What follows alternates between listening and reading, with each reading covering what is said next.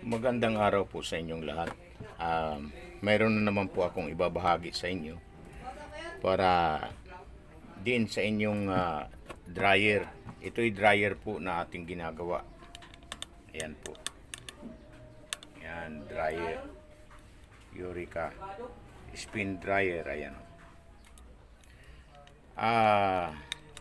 Ibabahagi ko po sa inyo itong pagiging malambot at nahampas dito sa body ng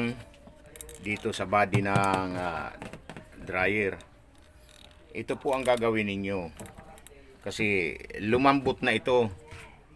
Kung mayroon kayong pambili, pwede naman po kayong bumili ng ganito, pero kailangan tatanggalin nyo lahat kasi tatanggalin nyo ang isa para maging sample sa haba at laki ng spring.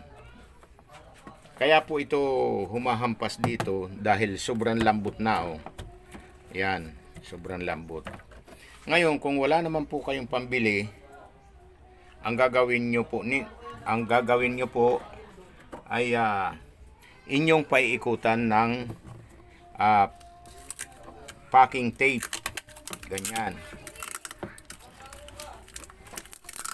Sasaktuhin nyo lang po na wag masyadong matigas kasi masisira po yung tab ng inyong dryer kasi sa sobrang bigat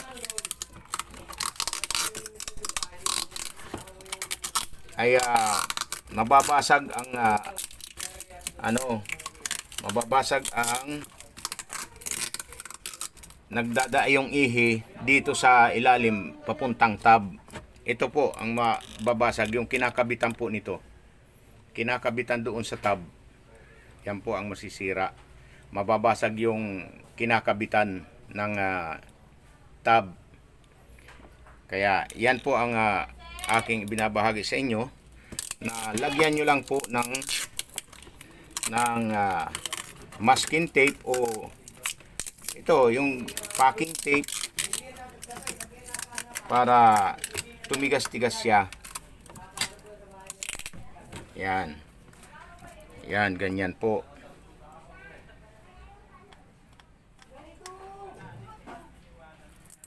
Ito'y ibinabahagi ko po sa inyo kasi hindi ko naman po ito madadala. Yung kaalaman na ito para kahit pa paano tatagal pa rin ang inyong dryer. Yan pagka ay oras na malambot lang ho. Mararamdaman nyo naman po yan kasi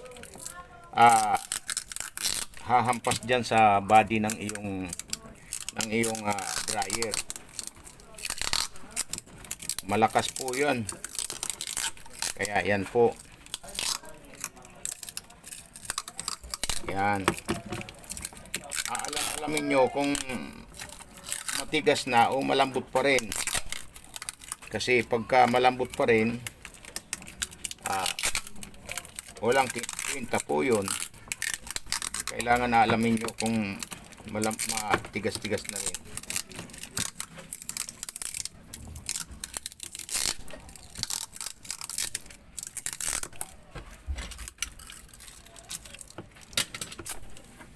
Yan. Hindi katulad kanina lambot matigas-tigas na. Kaya yan. Ganyan po ang sikreto po dito. Yan. Ito lang ang gusto kong ibahagi sa inyo kasi para hindi po kayo mabahala ng husto na humahampas dito sa body yung inyong yung tab ng inyong dryer. Yan po. Okay, kung mayroon kayong natutunan, paki-subscribe naman po at paki-like, paki-share sa inyong mga kamag-anak kung mayroong mga problema na ganito. Kaya hanggang dito na lang muna.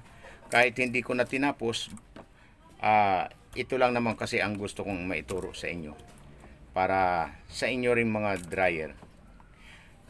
Kaya maraming salamat po sa inyong lahat.